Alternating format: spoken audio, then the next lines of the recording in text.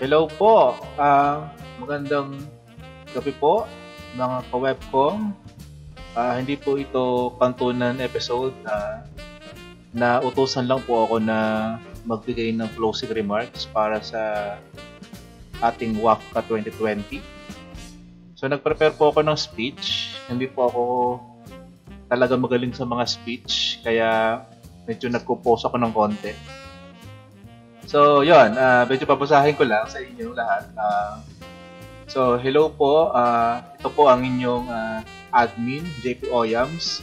So, una po sa lahat, binabati ko pong lahat ng nanonood ng WAFCA 2020. So, hi po sa ating mga hosts na si Lord Parumpels at ang ating isa pang host na si Krung Art. So, hi po sa inyo. At syempre po, congrats po sa mga nanalo ngayong gabing ito. So, pasensya na po kayo at wala tayong cash prize. So, yeah, kung sino man ang gusto dyang mag-sponsor, baka naman may send kayo sa ating mga sa ating mga sa mga winners. Yon, so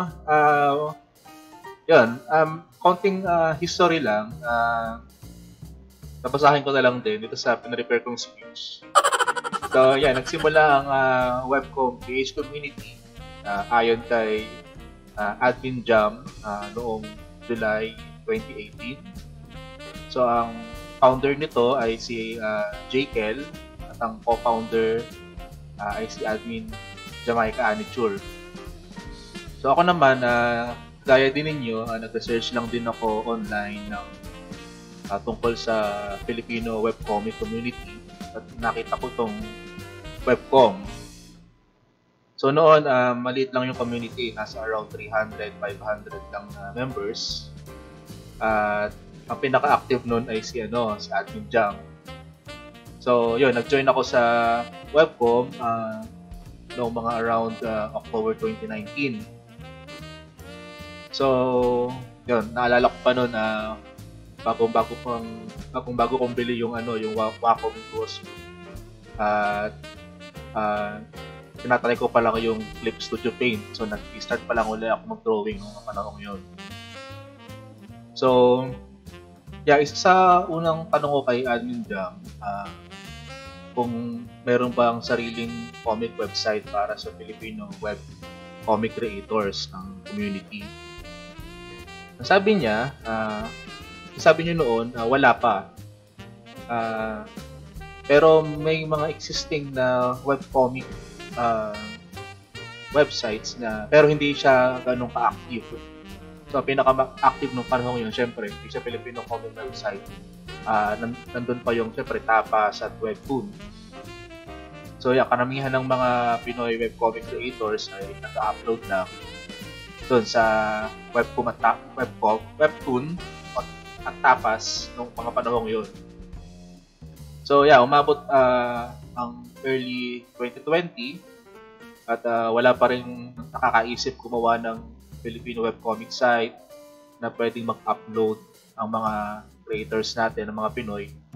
So noon bago ang webcom, yung mga webcomic creators kalat sila, hindi natin sila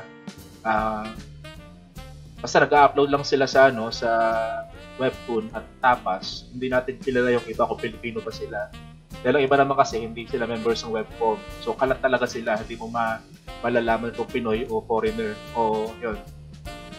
So noong mga bandang May 2020 na kinausap ko si Mochi sa idea ko na gumawa ng webcomic site para sa mga Pinoy creators. So, ang dream o ang pangarap ng community ay magkaroon ng parang Webtoon o Tapas na para lang sa mga Filipinos. So, si Mochi na mahilig din sa manga ay okay sa idea ko dati. So, nung sinabi ko ito kay Admin Jam, okay din sa kanya yung idea.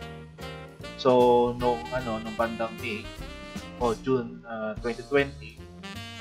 So, yun, dinevelop namin yung website, tapos wala nang arte-arte, nilaunch na namin agad. Nilaunch na namin yung site, tapos naghanap na lang kami ng mga mag-upload. So, yun, ang unang uploader sa site, syempre, ako, si Admin Jam, tapos merong mga ibang unang mga tawag namin mga pioneer creators ng webcom. So, sina Kimji, sina Malvin, sina Lily L, si Sir Nino Mejia ng AFX, si Rain Bavarian, si Ember Colin, si BB Comics, si Mau, syempre si Dato Mike at si Raymart Bayang, sila yung ilan sa mga pinakaunang creators natin. So, nung panahon yun, promote pa kami. Tapos pag may nakikita kami yung mga nagpo-post ng comics nila, ini-invite namin sila para mag-upload sila sa site. Dahil mabang panahon yun, problema pa namin kung ano yung content. Medyo kulang pa kami sa content. At parang yun, kailangan kasi madaming content ng site para talagang may promote. So, yan, noong June, nung ino-launch namin ng site, ito pa din ang pangarap ng webcom community na magkaroon ng sariling webcomic site. So, unti-unting nag-grow ang site at ang community. At sa ngayon, sa araw na ito, meron tayong 350 published series. Meron tayong 1,813 published na episodes. At meron din tayong 514 creators na yun, mano-mano ko talaga silang ginawa ng account. Yung 540 na yun, balin sa ako o si Jam, yung nag-create ng user account. So, although hindi naman sila lahat nag-upload, siguro mga 40%, 50% ay active na nag-upload. Pero yun, 540 na sila lahat. Tayong lahat sa sa webcom page website. So, yun. So, tingnan nyo naman kung gaano tayo nag-grow sa loob ng itong buwan. So, knowing na wala naman tayong pangalan sa Pinoy comic industry. So, lang tayo wala naman tayo kalala sa mga Comic-Con, hindi pa tayo nakaka-attend doon.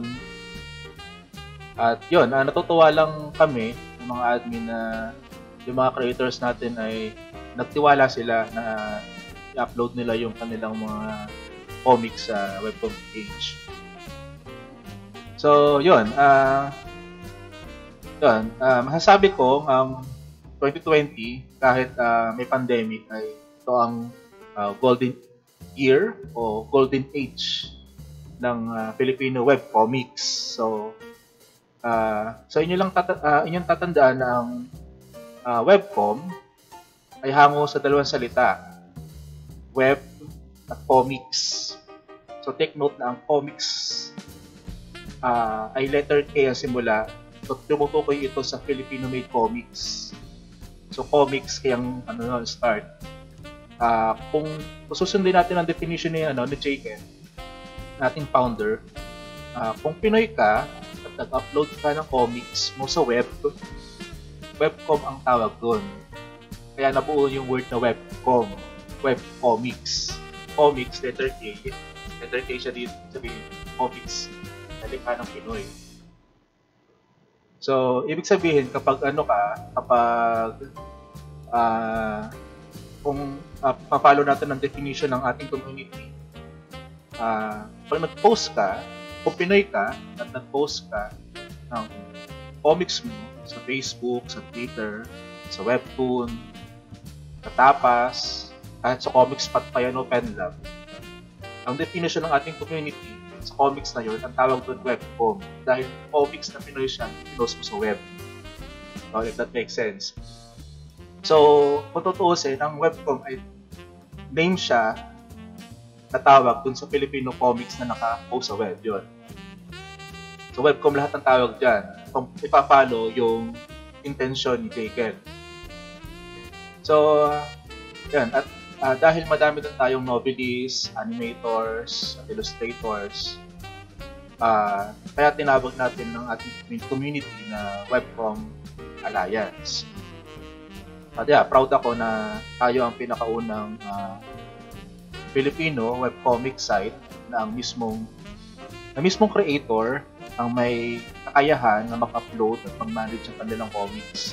So, ang pagkakaalam ko, tayo ang pinakaunang ganun sa Pilipinas. Dahil yung iba kasi, sinasubmit lang nila yung comics nila sa admin, tapos yung admin yung nag-upload. Itong webcom, yung mismong creator yung nag-upload. At ang Filipino webcomic ay humarap din ng mga challenges. So may mga ilang tao na nagsasabi na sinisira daw ng webcomics ang industriya ng comics sa Pilipinas dahil syempre nagpo-post tayo ng libreng content online. Pero sa totoo, nakakatulong tayo sa paniniwala natin. So nagiging paraan ito sa mga bago pa lang na nagsisimula na creators para ma-share ang kanilang mga likha sa marami. So sila yung mga nasa malalayong lugar at walang kakayahan ng umattend at makakuha ng lamesa sa mga Comic-Con sa Maynila. At para naman sa mga sikat na komikeros, naging paraan ito para ma-promote o dumami yung reach at papataas yung sales ng kanilang mga print comics. At naniniwala ako, gaya din ng ibang bagay, kailangan makisabay ng Filipino comics sa pagbabago ng panahon. At kung hindi, mapag-iwanan ito at hindi ito mag-grow. Dahil kung mapansin ninyo meron ng webtoon, meron ng tapas, kung saan sila ay free comics sila. Kaya tingin ko dapat ang Filipino comics o Filipino webcomics dapat nakikisabay din sa pagbabago ng panahon. So sa katunayan, after natin i-launch ang Webcomm PH, naglabasan na rin ang mga free-to-read Filipino webcomic site sa Pilipinas gaya ng, alam niyo na, Comicspot at Penlab. So kaya masasabi ko na ang year 2020 sa kabila ng pandemic, ang simula ng golden age o golden year ng webcomics sa Pilipinas. At sa tingin ko, ngayon pa lang kasama ang Comicspot, Penlab at iba pang Pinoy comic site, tayo ay kaya makipagsabayan sa webtoon at tapas pagdating sa quality ng webcomics natin. So, personally, proud ako in general sa estado ng webcomics o digital comics sa Pilipinas. Malaki yung improvement nito sa taon ng 2020. So, ang Webcomm ay hindi lang isang webcomic site, tayo ay community. Kahit hindi natin namimit ng personal ang isa't isa, pinagtagpo tayo dahil sa pagmamahal natin sa pagguhit, sulat ng storya at paglikha ng comics. So, salamat po sa pagtitiwala kahit walang pangalan sa comic industry ang inyong lingkod. Pinagkatiwala nyo ang inyong mga likha sa Webcomm PH. So salamat po kina Jekyll, kay Admin Jam, kay Admin Mochi, at sa nakaisip ng event na ito, nawaka si Admin Kotaro, syempre. Syempre kay Rainier Bavarian, na nag-design ng napakaganda nating trophy, certificates at banners. Siyempre sa mga judge natin na napakahirap na, alam niyo yon, magbasa ng mga comics at novels. Hindi yun biro, pero yung mababasahin mo lahat ng mga existing series sa Webcomm. So kailangan mo talaga mamili ng maigi para makapag-judge ka ng maayos. At syempre, hindi ko malilimutan yung mga host ko sa Kantunan Podcast, si Mamochu at si Mike D. Syempre si Mochi, nabanggit ko na. Syempre sa lahat ng tribe leaders, syempre sa lahat ng mga creators natin. So yan, ang ating site, marami pa tong room for improvement at marami pa ding pwedeng i-improve sa ating community. So sinisikap namin ng mga admins na palaguin ang ating community at pasikatin ang brand ng Webcom.